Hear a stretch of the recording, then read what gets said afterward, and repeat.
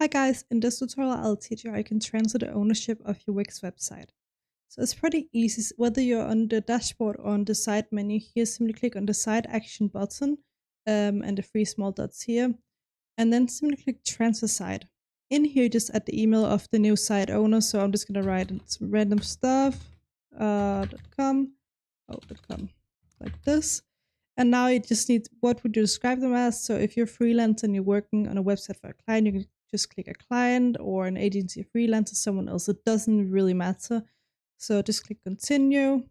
From here, you can either decide to give them the entire site, or you can keep your role as a co-owner of the website. And once you're happy with your selection, you can also select both. You can click continue. Once you click continue, they'll receive an email with a link, and they need to click on the link, and then they can accept the ownership of the Wix website.